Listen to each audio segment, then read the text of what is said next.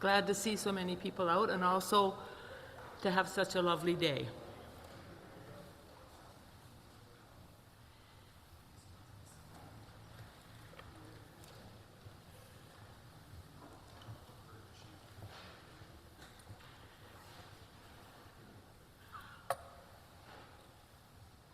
As I light the Christ candle, we recognize the call to go out into the world carrying the light of Christ. Please join us in singing verse 1 from Voices United 289, It Only Takes a Spark.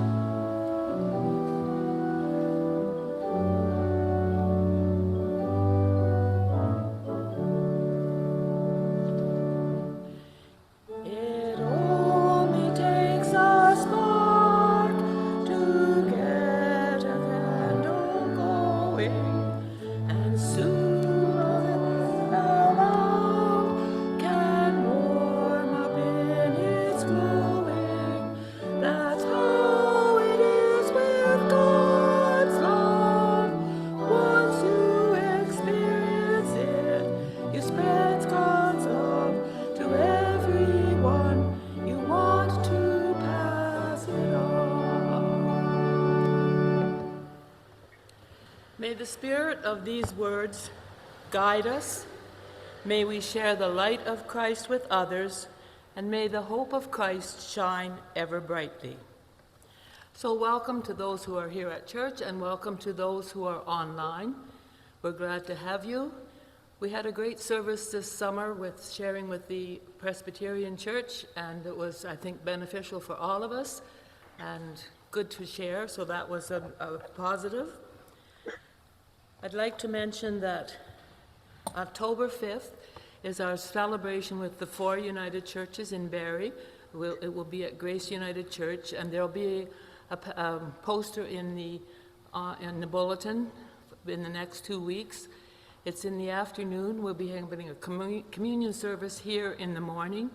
Reverend Dick Moffat is going to take the service, and then in the afternoon we meet at Grace United at 3 o'clock, and there's a service for an hour, and then refreshments afterwards, and we have a massed choir. So you'll be hearing about that every Sunday until it happens.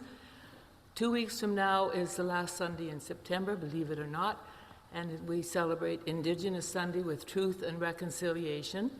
And the designated lay minister, Pat Edmonds, is going to be doing the service, and you've all heard her before. So, as in past years, we encourage you to wear an orange shirt or something orange for that Sunday. So that's the last Sunday in September, which I believe is the 28th. On a sad note, Joan Giampoli, who is a member of our congregation, her sister passed away this week, her sister Jane. I think they're going to be having arrangements later on. And I'd like you to remember Dick Moffat in your prayers, because he had a knee replacement 2 weeks ago. So he's recovering from that. So if you have those in your prayers. And John, I think you had an announcement you wanted to make?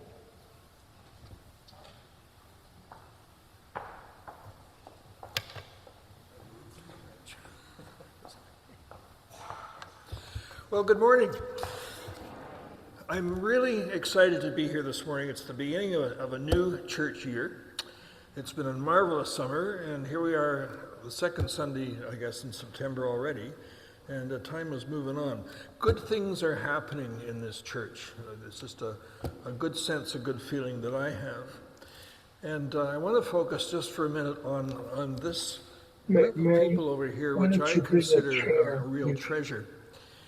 And we've had, since Hewitt left in November, we've had a number of guest ministers and lay people coming to take our services. And you can probably recall on several occasions them commenting on what a marvelous fact it is that this church has a choir at all. Because so many places they have gone to, there's no choir. But we have this treasure. So I would like all of you to consider, do some prayerful consideration in terms of either yourself or knowing somebody who would like to come into this group. We added 1 or 2 people last year, We have Sarah with us this morning, who is new to the choir, and so I'd like to keep that number going. We have some good things planned, and some good things are happening here. So come on down, as the expression goes. Thanks.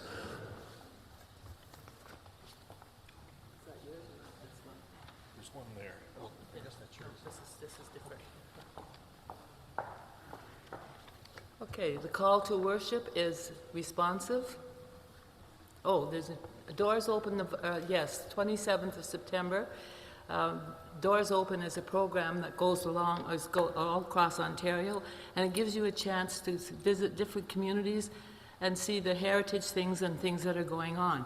So our church is going to be part of Doors Open on September 27th. So if you think they'll be coming through the sanctuary here, so if you think you have some time that day to volunteer, it would be appreciated, and please let Vicki know, or Ian in the choir, or myself. Just let us know and give your name, and then we'll get you to particulars. And there's a takeout dinner on November the 6th. And it's a Greek meal, I believe, is that right? Okay, and so you'll be hearing more about that, and I guess we'll be wanting volunteers as well. And you can get in touch with Lori for that. St. Andrew's Presbyterian Church has invited us to access their gift card program again, if you're interested, and you can pre-order from the following choices, and you can see them up on the screen. Okay. So the call, it's tea and coffee after church. We're back to tea and coffee today, although I'm sure there's some cold water if you want something cold to drink as well.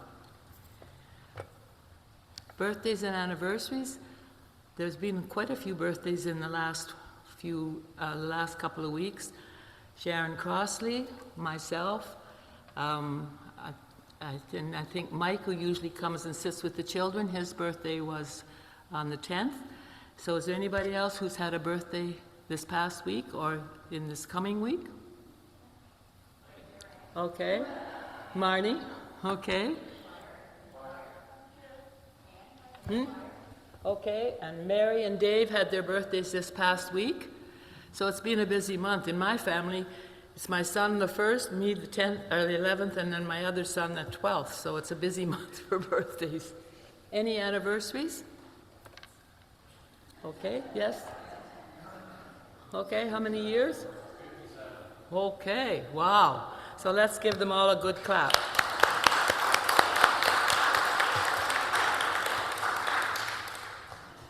Okay, call to worship is responsive. As the trees release their spring flowers and welcome summer's deep green leaves, God's Spirit accompanies us. As each season passes, their baton forward and years speed by in a flash, God's Spirit strengthens us. As we welcome new faces and bid farewell to others, God's Spirit fills us with peace. And would you join in me in saying the opening prayer, please? God of questions and answers, of mystery and clarity, we grasp onto your presence today. In this time and space, we celebrate the crossing of thresholds. Here and now, we express our gratitude that you abide with us in our laughter and tears. Saturate our souls with strength. Open our spirits to understand that all will be well in our seasons of change. Amen. Please join in our first hymn, our opening hymn, Let Us Build a House, 5.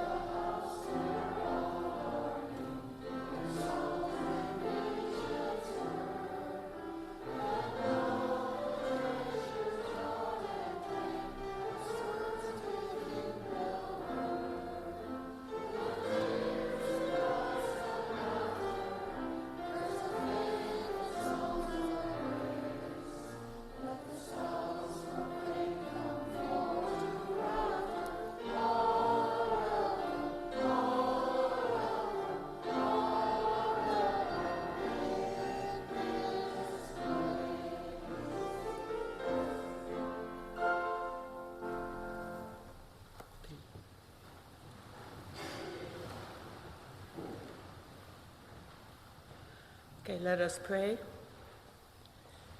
Holy One, we enter this space today knowing that the winds of change are entering this sanctuary. The doors have opened us to the Spirit's surprises. But before we look towards a new chapter, we must conclude our present one. God and neighbor, we come to you today, knowing that we must move forward towards a new future. In this space, we acknowledge that our hopes and dreams occasionally fall short, and we let one another down. Before we move on to the next chapter, may we extend grace to one another. May we know that we will always be part of the vine and branches, and that our love for one another extends throughout eternity. Amen. God understands that our human hearts. God extends grace continuously, and God delights when we pass that grace and mercy along to one another. Let us celebrate that even in our most human moments, we hold the image of God within us. May peace abide. Amen. Please join us in our next hymn, Be Thou My Vision, verses 1 to 3.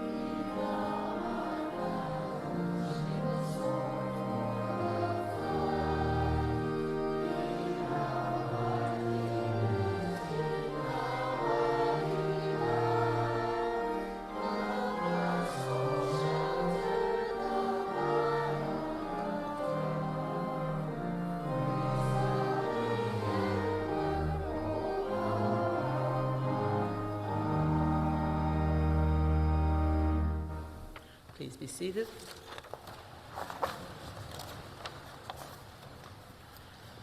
The scriptures today are taken from Psalm 121, which is responsive, Ecclesiastes 3, verses 1 and 11, and Philippians 1, verse 6. Let us listen to what the Spirit is saying to the church. And let's do this responsibly. I lift up my eyes to the mountains. Where does my help come from? My help comes from the Lord, the maker of heaven and earth. He will not let your foot slip. He who watches over you will not slumber. Indeed, he who watches over Israel will neither slumber nor sleep. The Lord watches over you. The Lord is your shade at your right hand. The sun will not harm you by day, nor the moon by night. The Lord will keep you from all harm. He will watch over your life. The Lord will watch over your coming and going, both now and forevermore. And from Ecclesiastes 3, verses 1 and 11. There is a time for everything, and a season for every activity under the heavens, a time to embrace and a time to refrain from embracing. He has made everything beautiful in its time. He has also set eternity in the human heart. Yet no one can fathom what God has done from beginning to end. And from Philippians chapter 1, verse 6, being confident of this, that he who began a good work in you will carry it on to completion until the day of Christ Jesus. This is life-giving word for the people of God. Thanks be to God. And at this time, I'm going to turn it over to Deb, who is our co-chair for the board. There you go. Right there. Got it. Okay. Thank you. Yep.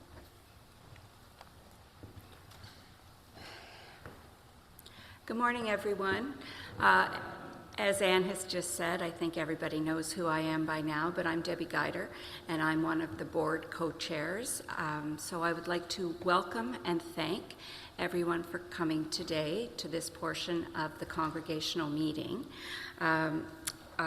It's such exciting news for us. There's been a couple of great milestones in the last few weeks, and I couldn't be any happier that all of this is happening. So thank you very much. I'm going to say just a short prayer to sort of get us in the right headspace for what we're going to do here today. And it is, we thank you for the work before us today as we choose the next steps in the reimagining process. Guide us, O Lord, and help us to make wise decisions. So before I start and hand it over to the really important people today, there's just a few housekeeping items about the congregational meeting to get out of the way. And so the first one is all of the procedural motions we are going to agree upon by consensus. For the decision that is made today about the recommendation from the Reimagining Committee about our developmental partner, we're going to do that with a vote. So everyone who is eligible to vote today should have signed in at the door, and you should have red and green cards. If you don't have red and green cards and you are eligible to vote, please just put your hand up now and we'll have those delivered to you before we go any further. At the back, Lori, yep, great, thank you. Okay, perfect, thank you very much. So we're going to go to the first motion, and as we seem to be doing this fairly regularly, so at the last congregational meeting, as I said, what I would like to propose is that anybody that's here, even if they're not a member of the congregation, they can absolutely participate in the discussion and ask questions. But for the actual voting, we only have members of the congregation who are allowed to vote. So the first motion that's up is that we're going to allow all present to participate in the decision. And the motion, so first of all, the motion is agreed by consensus to have all present participate. So if I could just see a show of cards that we agree that all present can participate in the discussion.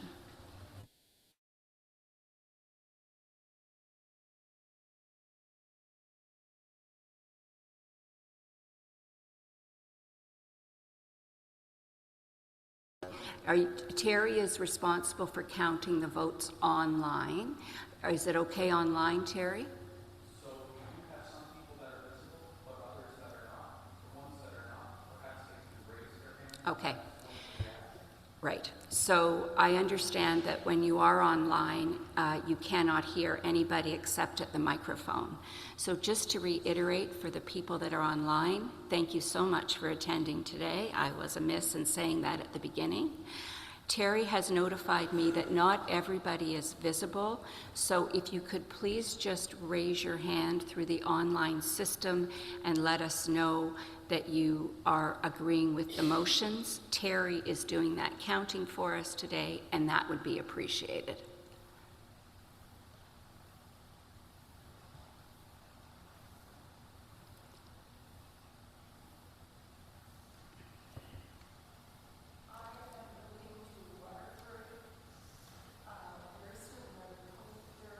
Uh-huh.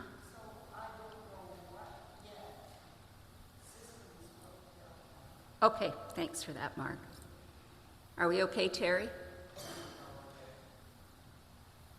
Yeah? Okay. So then just the next slide.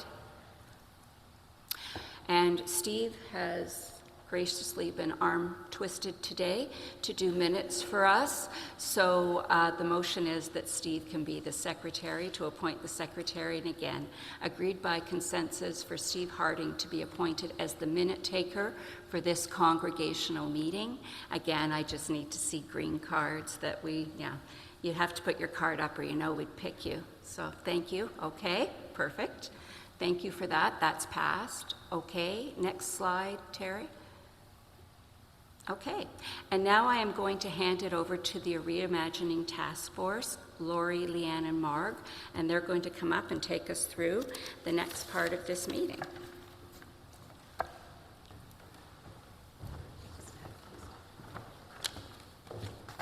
Thank you, Debbie.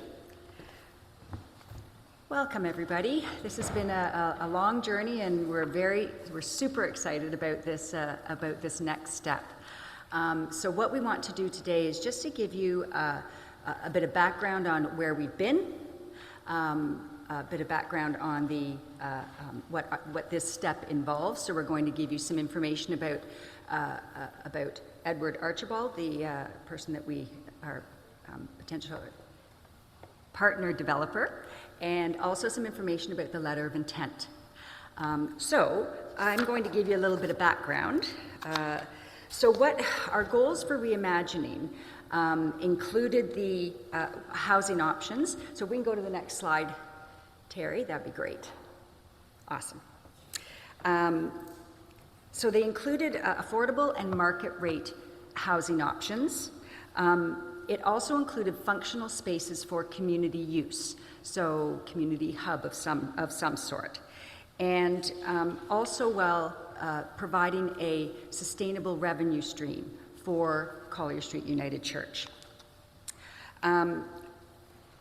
Where we've been in the last year, so a year ago, September 2024, we sent out expressions of interest to potential developer partners from all across Canada.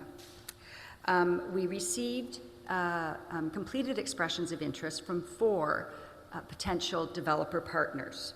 So the task force reviewed their track records, we looked at their past experience, and we also looked at their experience with faith communities because, as you know, we're a bit of a unique animal, so really wanted someone who had worked with faith communities or not-for-profits. We met with each developer initially over Zoom to have a conversation, and just kind of a more high-level conversation. We then invited the developers to a face-to-face meeting, and we met face-to-face with all but one at that point, but it was a more in-depth conversation. Again, getting deeper into track records and really looking for the opportunity to collaborate. So just to remind you, this is not about a design. The expressions of interest did not include a design. This is about looking for a partner that we can collaborate with. So looking for an effective working relationship. So after meeting with each potential developer, the Reimagining Task Force shortlisted two potential developer partners. So the week of June 23rd, we invited those partners to a meeting. The one partner actually flew in or the one developer flew in for we had a face-to-face meeting and an opportunity to get to know each other. The other developer we had already met face-to-face with, so that was a Zoom meeting. And the reason was these two seemed to just have the closest connection with what our goals were for the project, and also thought we could work effectively as a team. So during that meeting, we discussed follow-up questions. We shared information about each other. We shared information about Collier and kind of got more in depth about our goals. And also had the opportunity to get to know each other a bit more personally. And really, our goal was to really assess the strength and the effectiveness of a potential working relationship, because that's what we are. That's what we're doing.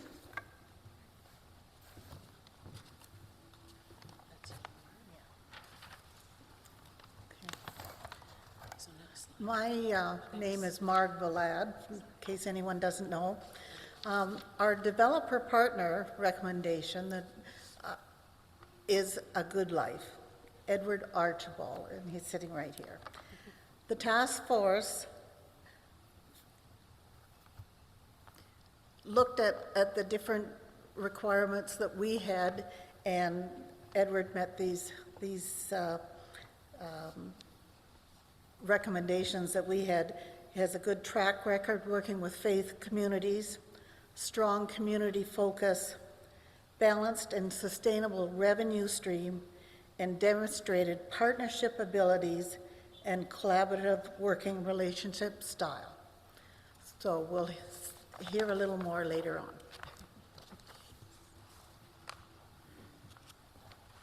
Could I have the next slide, please, Terry? And I just have a member who's on the phone here. That was why I answered the phone, so that they could join the meeting today. So the next step in this process, and it is great to be here with you in person today, is signing a letter of intent. And so what does that mean for Collier's reimagining journey? So a letter of intent is a non-binding agreement that outlines our mutual intent to work together in good faith towards the development of our site. It provides a framework for collaboration. A Good Life will begin investing time and resources to explore the feasibility of a redevelopment concept that includes different types of housing and multi-use community space. It also sets out key terms, responsibilities, and next steps, such as ownership structure and a timeline for pre-development and approvals. And the next slide, please. And what does the letter of intent enable? So signing the LOI allows A Good Life to begin the pre-development work, which will include financial modeling, design concepts, discussions with planning authorities, etc. It allows Collier to maintain influence in the direction of the project while exploring viability. It allows engagement with funders and city officials, increasing credibility and momentum, and advancement toward project readiness without the immediate burden of binding legal agreements. I will also share with you that the task force had the letter of intent legally reviewed, and we also had a meeting just this week and worked through that letter of intent with Edward and Dave Harder of Relevant. So the letter of intent is good to go. And following the decision of the congregation today, if that decision is a favorable one, then we are required to provide that letter of intent and our decision to the region, the Communities of Faith Commission of Shining Waters, who must approve it before we are able to sign the letter of intent. So what does the letter of intent commit us to? First of all, exclusivity. So by signing that, we commit to not working with anyone else to either develop, sell, or lease our property. There is also a financial responsibility if we exit. So if A Good Life completes all of the pre-development work, hands us the package, and we say, no, we're not going to move forward with it, then there's a penalty fee of $75,000. If A Good Life hands us all of the package and we say, that's great, we're going to go work with somebody else, then there's a penalty fee of $100,000. And if we choose to work with A Good Life, then there is no fee at all. If something happens in the process where it's determined that a development can't happen, so in all of that pre-development work, it's discovered that something comes up and we can't do it, then again, there's no fee. We both walk away from the project. And the third thing is collaboration. So we agree by signing this to collaborate with A Good Life, and That includes providing any of the necessary approvals, stakeholder engagement, as well as internal communications.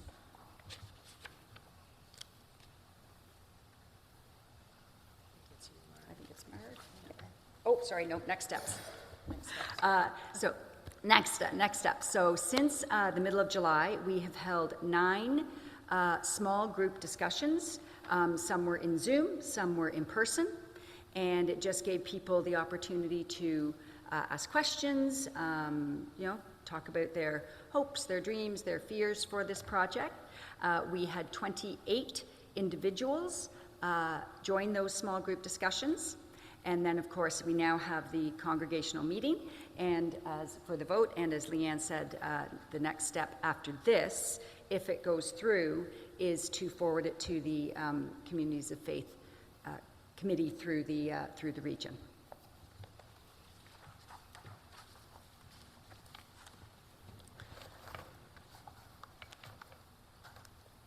It's my pleasure to introduce Edward Archibald. Edward has 20 years of experience in the construction and development world, starting as a young laborer, learning the fundamentals of framing, forming, and carpentry, to hold a variety of roles from crane operator to construction and project manager, and director and vice president of development and construction. The aggregate value of projects acquired, overseen, and managed, including an extensive portfolio of developments of residential units, industrial, retail, and offices across Western Canada that exceeds $2 billion. Edward and his son Hunter have joined us today from Regina, and I invite Edward to share more information with us. Please welcome Edward.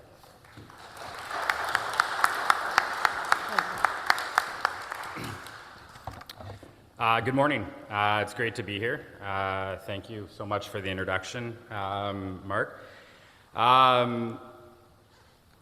So, got a bit of an introduction to who I am, and the lovely ladies behind me had asked me to kind of cover off a few things that they've heard from the small group discussions, as well as a little bit more about why I'm coming here from Regina, and I'm originally from BC, moved to Regina about 3 years ago, and in that process got involved with developing faith properties, of which, if this congregation chooses to move forward, this will be the third one and second United Church that we're moving forward with reimagining, repurposing, and coming up with the next 100 years.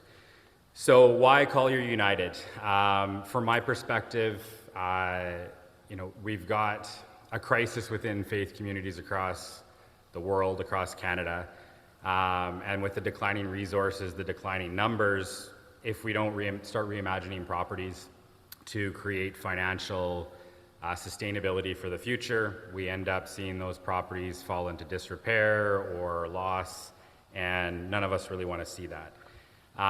With Collier United, it's a forward-thinking approach to be proactive while things are still healthy in terms of finding the path forward. So from my perspective, that's a great partner to have, is someone that's a group that's looking at things collaboratively into the future, and not just, we've got a crisis, we need to deal with it now, but we're going to have a crisis in the future if we don't deal with it. So to me, that's a fantastic partner to have.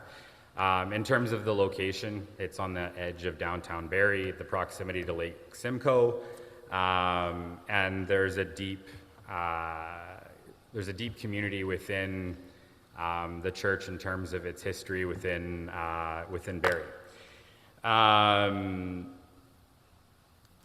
From a risk standpoint, with any redevelopment, with anything, there's always risks involved. And so I just want to touch on kind of the 4 main ones as we move forward that we collaboratively have to navigate. And that's why it is so critical to collaborate. When we start a project, very rarely is the final project exactly what it was from day one. And part of that comes from policy and political will and changes. The mayor of Barrie just declared a state of emergency in regards to housing, which 6 months ago that might have meant one thing talking to planning, and 6 months from now that might mean something totally different. So we have to navigate and understand that as we go through. When we're talking about developing affordable housing with market housing and potentially geared to income and or some social, there's programs that allow us to do that both provincially and federally, and those programs are changing, it seems, every 6 months, especially with a new federal government in place. There's some significant changes coming to those programs, so understanding those and ensuring what we're coming up with has the ability to be flexible to those changes.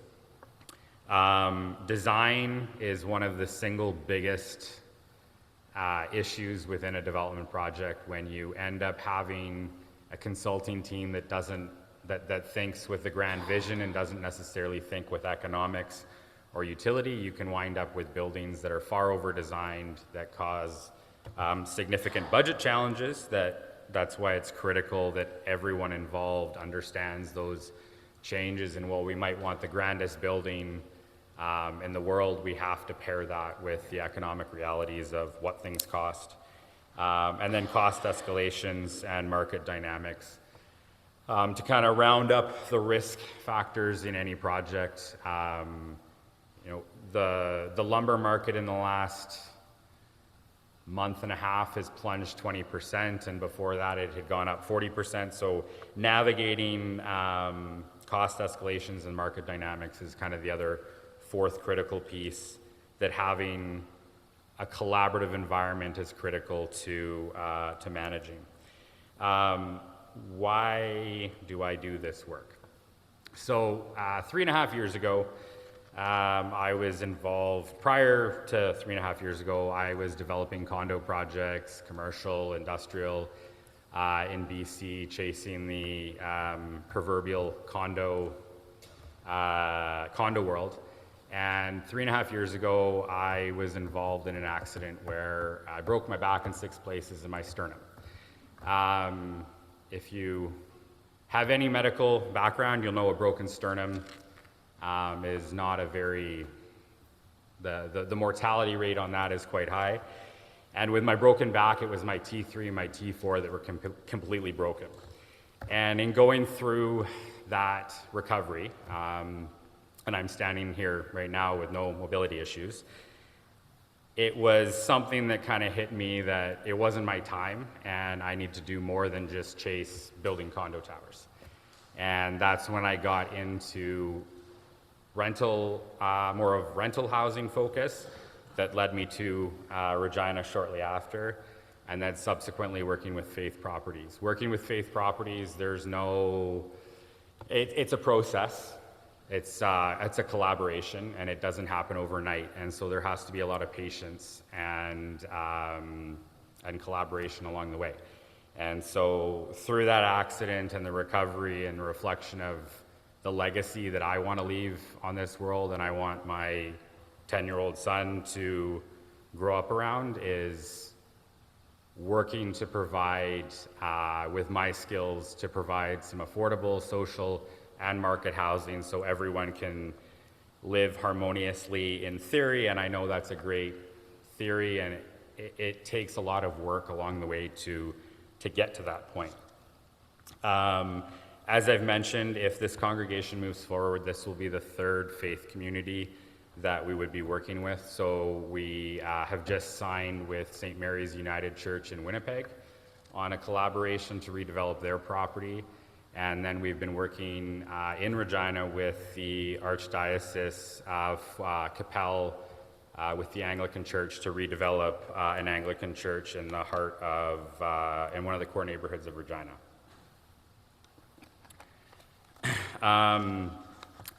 The ladies behind me kind of gave me a list of some of the key questions that came up in the small discussions that they had. And I know they've given answers, but I wanted to also elaborate on some of those answers and provide a little bit more from my own mouth, I guess you could say. So I know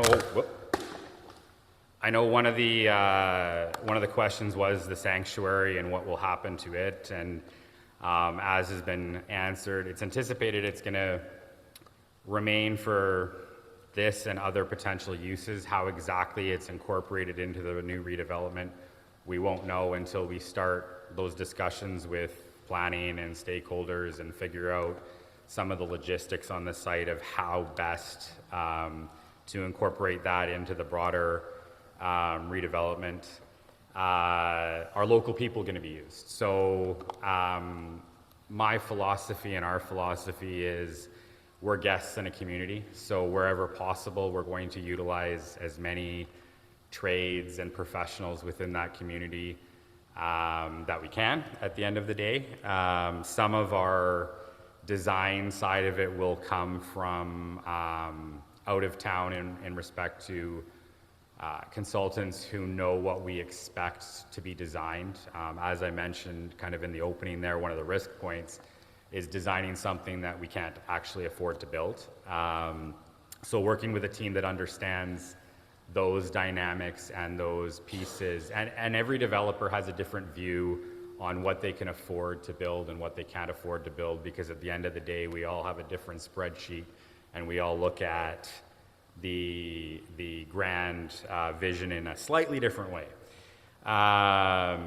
I know that there's been some questions about Regina, Barrie.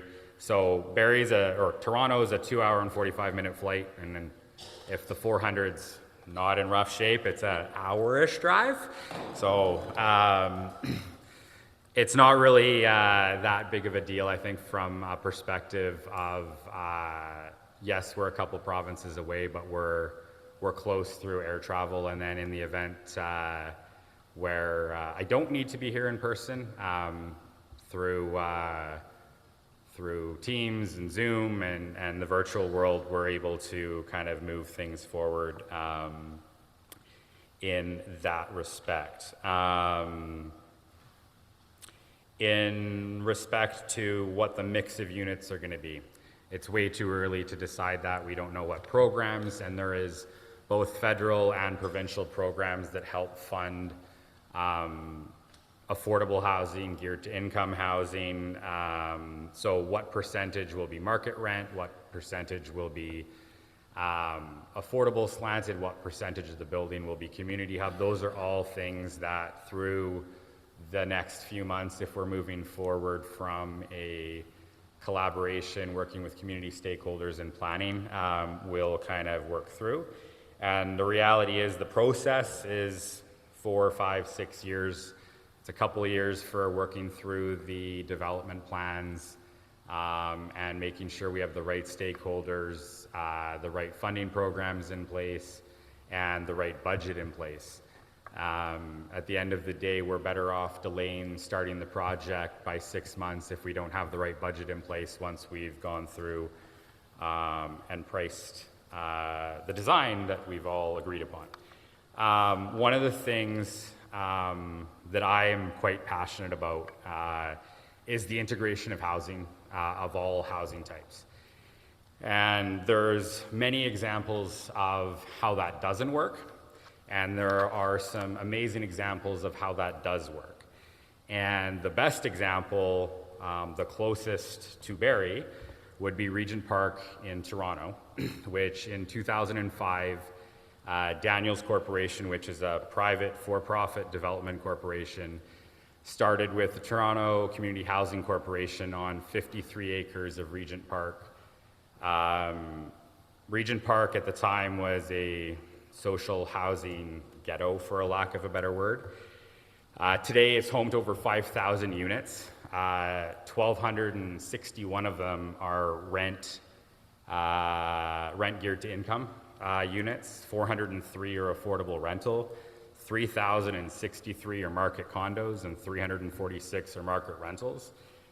That overall development, which was about 65 acres plus or minus, Also has a mix of arts, cultural, retail, community centers, school, sports, the whole 9 yards. So that's an example on a very, very large scale, close to home, that's been developed over the last 20 years, and they're, I believe, in the final phase of developing that out.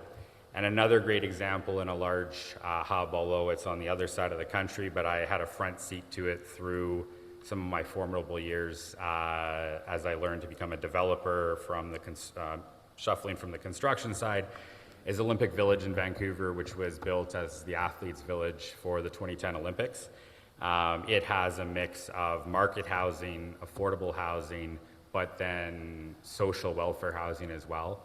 And when you go in there, you don't know the difference between the market housing and the social housing, aside from the $5 million condos right on the water.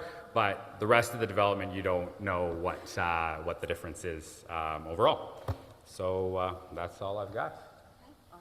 If there's any questions, I'm happy to answer them. So I think Debbie does the motion and then Yeah. questions.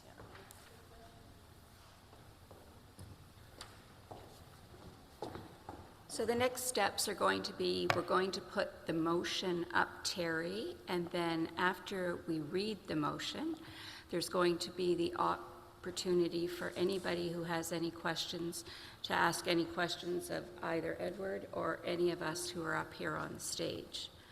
So the decision is moved by Lori Crossan, seconded by Bruce Armstrong. Sorry, it's an X up there. Oh, it's going in as we speak. There we go. Oh, excellent. There we go.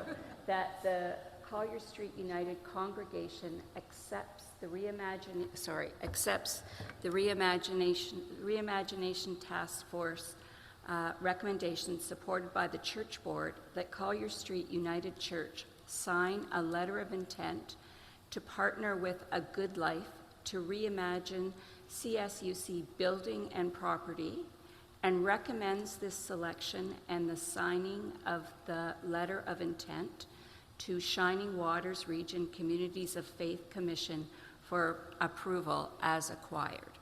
So the next slide, I think, will simply say questions. So I'm going to get everybody back up here, and if we have any questions, as I said earlier, since there are people on Zoom, they cannot hear you if you just stand up and ask a question.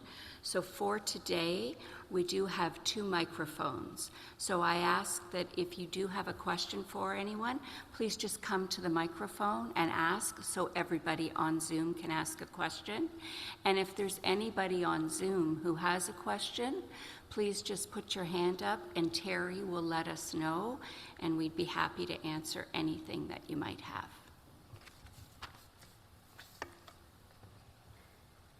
Yeah, there's a microphone. There's a microphone right there. Yeah. Oh, sorry, Terry? Here we go. Oh. Here we go, Robin. We're going to do this instead. That would have taken a long time. Yes, certainly I appreciate having all this information and the work that you've been doing, but I do have a question. Getting back to sort of the beginning, the non-binding contract. I assume that means that either party can exit that. We know what the fee would be if Collier exits. What would the fee be if the developer exits? Thank you. Thanks, Robin.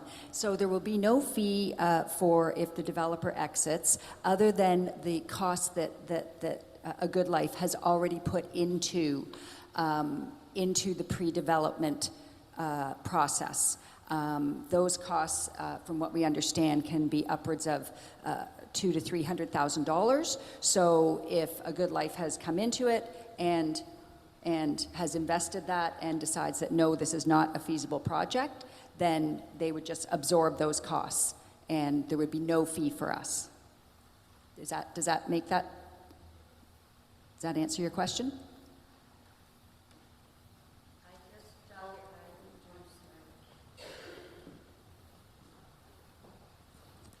My concern is that this is a terribly, terribly big job and proceeding in good faith. Please don't misunderstand me on this. But having a knowing that there have been many projects, building projects happening here in Barrie, where things have gone on to a certain point and the developers have backed out. I think money is always a concern, and I'm just wondering how we're going to manage with that $75,000. Did you explain? You did, and I didn't get it. Yeah, so if there would be no cost at all for us if A Good Life proceeded and decided to not, if A Good Life invested and then decided to not proceed, there's no cost for us at all.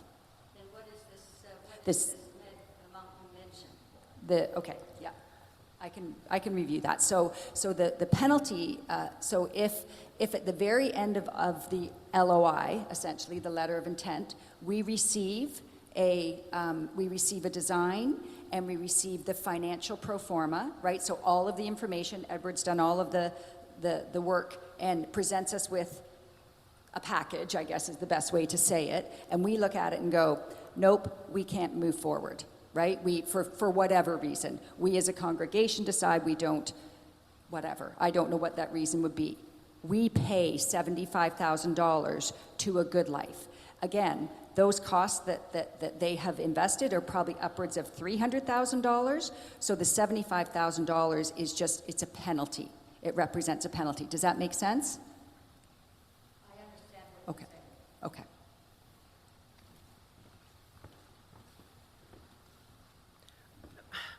What I'd also say about that question is, this is the next step in the reimagining process that we supported, exploring in January 2024. And we've been pretty thorough in looking at what options are, and this is an important next step.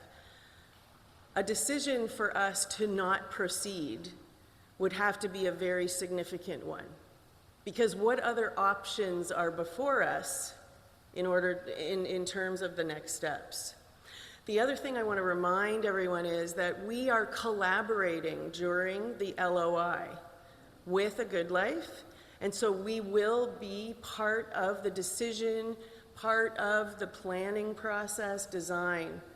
So we have influence throughout that process. It's not, A Good Life is not going to go away and do all this work and we have no idea what's happening. We are involved throughout. So to reach the point of having the pro forma and design that doesn't necessarily meet to the point of us not proceeding, in my opinion, is a low, it's unlikely, because we will be part of the process all of the way through.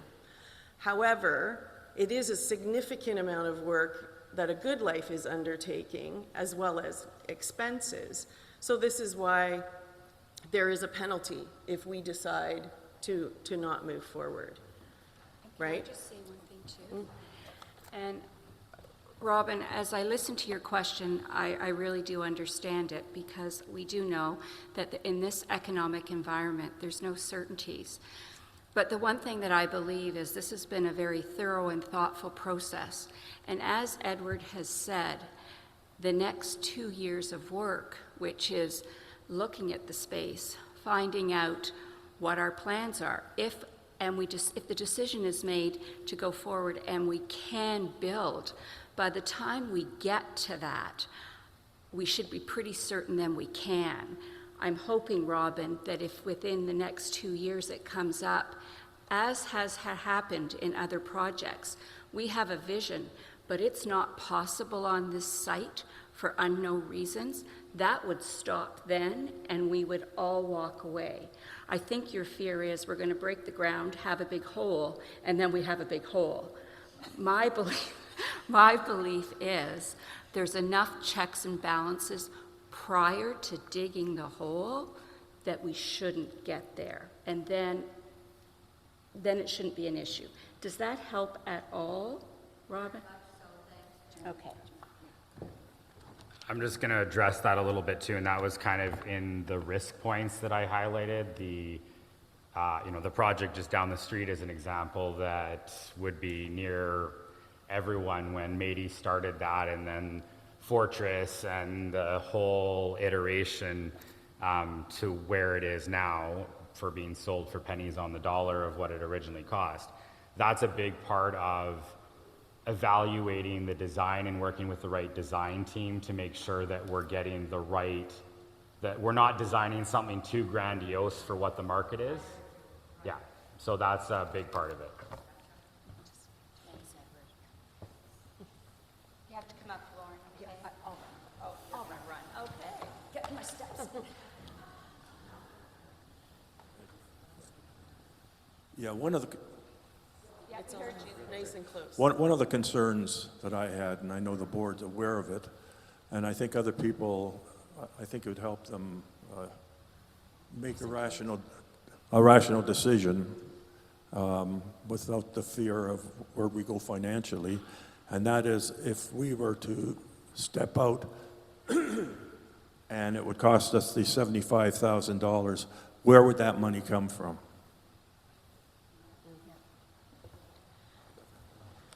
The trustees at this point have approximately $275,000 available. And that's the That's- only place that the money. Yes. Now, Okay, my second question is if our partner decides to leave the situation, would all the drawings, planning, all the information, would that be ours?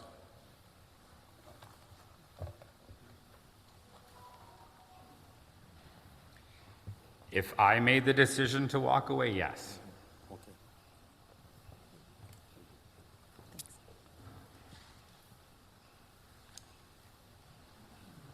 I don't see any more.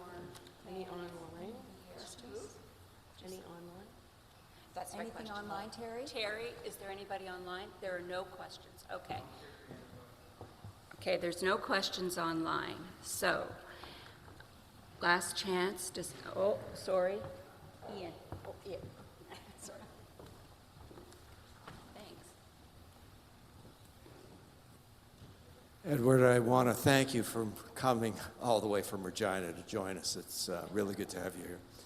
I think a lot of us here are very concerned about the sanctuary, its safety, the interior finishes, the exterior finishes, the stained glass windows, for crying out loud, the frames that hold those windows in place. Most of this is more than 100 years old. So I guess, could you outline for us, even in rough terms, first of all, your experience in putting together a project of this size right next door to a building of this age and maintaining the safety of that building as you do so. And perhaps, as part of that, the experience of your own engineering team and what their background is in that kind of project. So from a perspective of not many of us in the development world have a lot of experience in developing directly next door to a 100-year-old facility.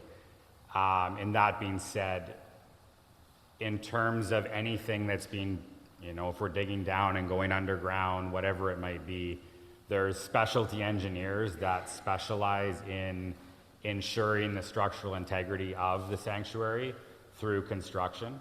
And so that might mean temporary steel bracing on the exterior and or interior of the building to ensure that the sanctuary itself is maintained.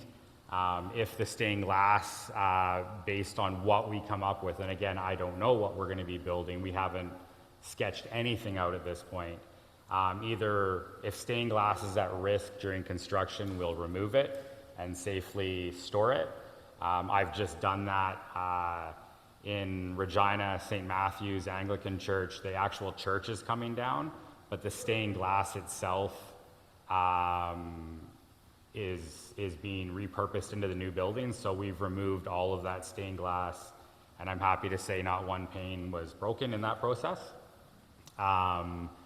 But at the end of the day, there are specialty engineers, structural engineers, and geotechnical engineers that specialize in ensuring the integrity of the structure, and those would be brought in as part of the consultant team to ensure what we're doing surrounding with the parking lot and on that side of the property are, they'll be brought in to ensure that this building is still standing as we go through.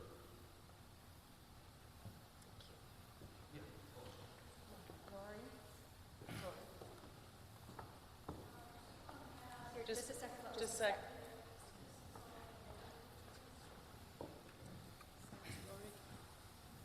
I just speak right into it. Oh, is this under the heritage? Is this on the heritage list? Collier is not a designated heritage site, but we are on the city's heritage listing. And in that same vein, there's further grants and other financial incentives that we can then approach as we redevelop the property that could potentially have heritage status instilled on the property and not just on the registry, and help with upgrading certain things along the way as well. With 2 years down the road, can we survive for 2 years? Mark? Well, we've got new minister coming. How are we going to pay for it? I know we got trustees' money. I'm on the finance committee, so I kind of know that. But will we survive 2 years? And what happens if the project, after 2 years, we're bankrupt? Well, Yeah. that's a good question. It is a good question. We've been using money to keep the operating going, to payroll this past year. We've had a little bit of a relief because we haven't had a full-time minister to pay for, but, you know, starting in November, we're going to have that. And the bottom line is, if we run out of money and we can't operate, and collection does not cover it. It costs a lot of money to keep this building going with insurance and the utilities. And we had to shut down. Everything that we have, the property and everything, would go back to the United Church head office. So that's one of the reasons why we need to have the region involved, right? Like the region and the United Church are involved in this process, and they know exactly what we're going to be doing. When we did our original budgeting in 2023, I guess is when we started this, or 2022 for the 2023 budget, and that's when we started this process 3 years ago, because we looked at the projections, and we figured it was 5 years from 2023, so that's 2028. Now this year, as Mark said, we had a reprieve because we didn't have a minister salary. Vicky's done an amazing job on rentals. We have another church worshiping here, which is really great. So hopefully we can continue to move forward under that model. And then once we do, at the end of the 2 years, well, now we don't have a building to maintain, right? So now we don't have all of those costs and that sort of thing. So, yes, I little faith, prayer, a lot of that. And I also just wanted to touch on the timeline. 2 years is kind of what we've allocated because it's not a matter of it takes me 2 years to put things together. It's not a matter of the consulting team taking 2 years to put things together. It's a matter of the municipality, the province, and the federal programs, and what is available and how quickly, in particular, the city of Barrie will move forward an application and collaborate with the mayor's declaration here over the last week. As I kind of mentioned in my speaking notes there, that may put this project on a fast track, and we could be moving forward sooner than that. But the 2-year timeline for working through to get to an approval, to get to the point where we're putting a shovel in the ground, is what we're hoping is a worst case, and we're ultimately hoping that with the City of Barrie's planning, the declaration, the pressures from the federal and provincial government right now, that timeline won't be a full 2 years. And I just want to also remind everyone that this is some of what the task force has had in our discerning process throughout this expression of interest, evaluating the developers before us, and that's why we're putting A Good Life to you today for decision, because we feel this is the best developer partner that Collier could have in order to achieve the project goals that we want. I just had a question on, like, Shining Waters. Once they agree to this, is there any obligation to them if my first question comes to be, if we do have financial problems after, say, 2 or 3 years? Does Shining Waters have any kind of, do we protect it at all? That's an interesting question, Phil. So the Communities of Faith Commission of Shining Waters deals with issues that are very broad. They deal with congregations who are deciding to amalgamate, congregations who are closing, sales of buildings, how proceeds from sales are dispersed. What's missing is keeping congregations going. And I don't know if any of you saw the report from the latest General Council. There was a report around what's the future of the United Church, and it's not a very bright one. From those results are saying there's expected to be an 80% reduction in church attendance by 2035. And so that's general for the United Church. I feel that should play into the Communities of Faith discerning of our project, because here we are trying to do something different. And Shining Waters has said, we're breaking trail with them. This is not something they have done before, because they're more used to congregations closing and buildings being sold. Here we're trying to really live to the legacy of Collier and this building and property that has been transferred to us. So we're giving it the best shot. And like Lori said, sometimes, faith is taking the first step when you don't know exactly where you're headed. So as you're considering the partnership with A Good Life and Collier and the signing of the LOI, I just want to remind you that we've really done a lot of checks and balance reviews and evaluated the potential working relationship with A Good Life, and we feel we are presenting Collier with our best option for this next phase of reimagining. Thanks, Leanne. Are there any more questions? One last time, Terry, anybody online who has a question now? No, okay. Okay, so if we could put the next slide up, which again will be the motion. So I'm just going to read this motion one more time, and again, this is not a consensus vote. This is a plain old yes or no vote. So I will read it one more time, and then I will ask for a show of red cards if you are a no, and green cards if you are a yes. I'm going to stand here so you can hear me one more time.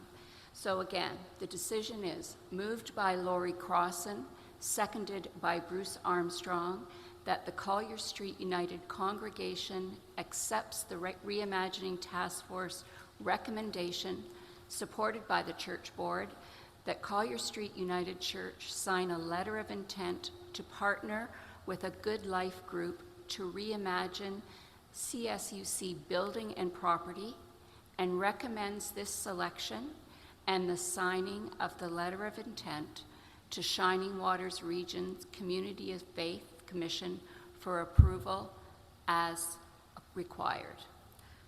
Okay, so now I'm going to ask you please to vote, and you may have to hold them up for a little bit. Terry will be counting the online votes.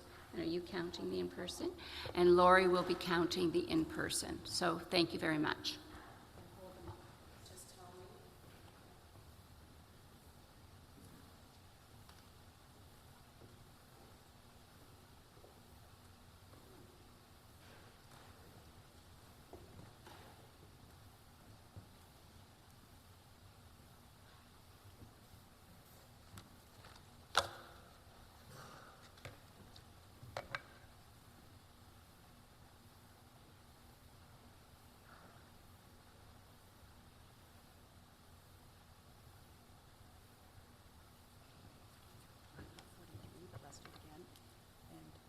With that one? Okay. Okay, so Lori's going to count one more time. Very sorry. Very sorry. Do you want to do it one section at a time so your arms don't get tired? Yeah. Let's just do this section first. You guys can all put your hands down. We'll count here first. 9. If you can Okay, write them yep. down. Okay, now this section. It's like we're having a sing-off. Yeah, 7. it's okay. Now this section.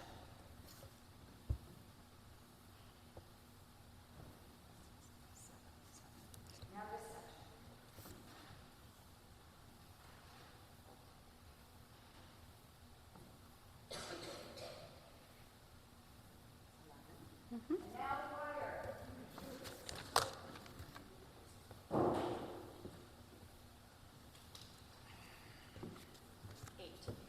Okay. And then online, Terry? Okay. Okay. So 3, so plus 3, and plus Terry is plus 1. There you go. And did you get me? No. Plus 1. Okay. And Oh, and Marion online. and any no. Yeah, well, there were no no's, so I didn't see any red cards. Yep. Okay, Red cards. perfect. Okay, so then, thank you so much. That vote is carried. I appreciate it. Okay, Lori needs a clap.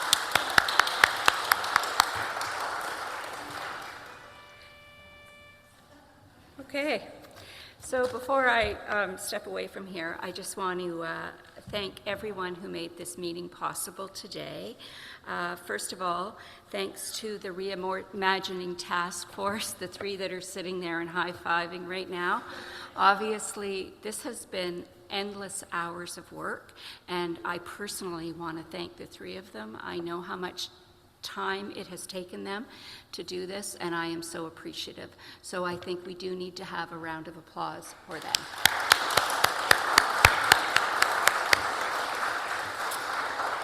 Okay, the second thing is thank you so much to Terry, as always, for the tech support. I really appreciate it. Thank you to the choir for the beautiful music today, and to John. It was spot on, and the words were very inspirational and perfect. And of course, as always, Anne, we couldn't do it without you. So thank you so much for putting together worship today. I really appreciate it. So now, there's no slide, but I do need to just have you put up the cards one more time to agree by consensus that this meeting can now be adjourned. Perfect? Oh, and as Lori said, we are, if nothing else, but reusers, so could you please just make sure you hand your red and green cards in on the way out for the next meeting? Thank you so much. Now we are going to continue with worship, and we're going to continue with the offering. So we're going to get the people who are taking the offering to come up and do that. And once again, thank you so much for coming today, those of you here and those online.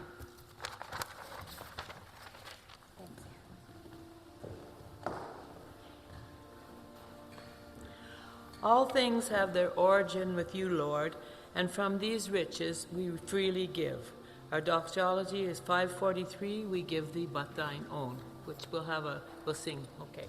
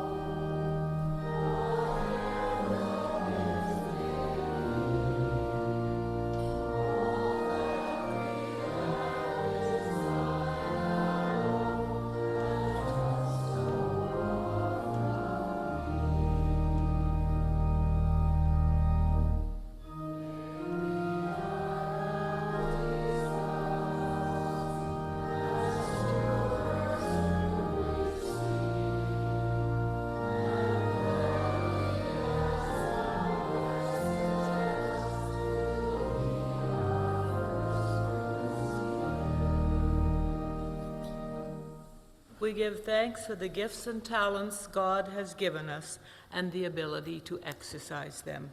Amen. Please be seated.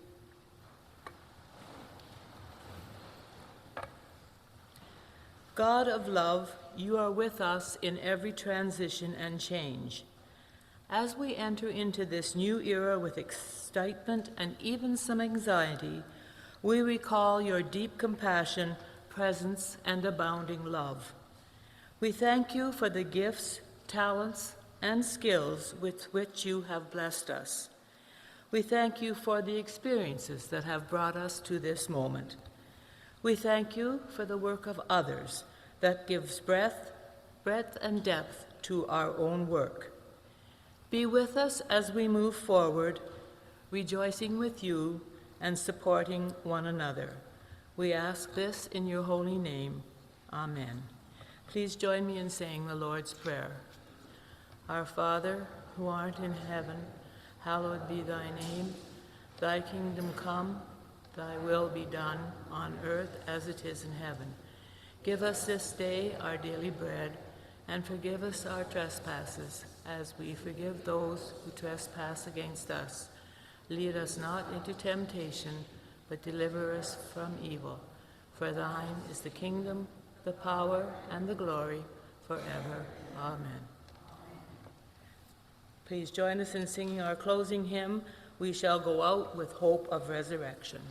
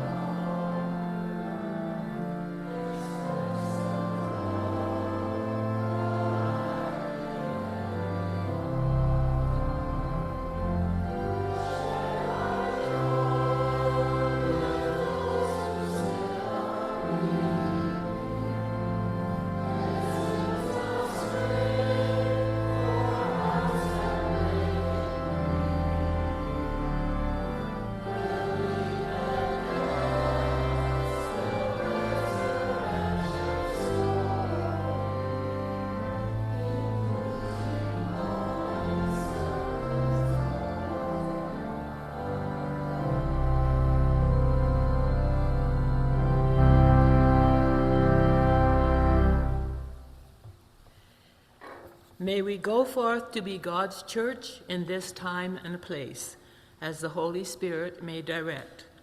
May we remain hopeful and optimistic for what is yet to come, remembering that God is always with us. Go now to serve Christ.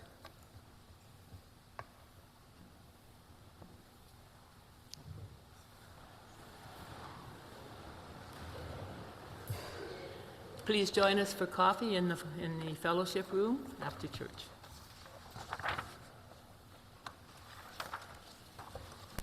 There's no prelude, no postlude today. We're just going to go from the meeting to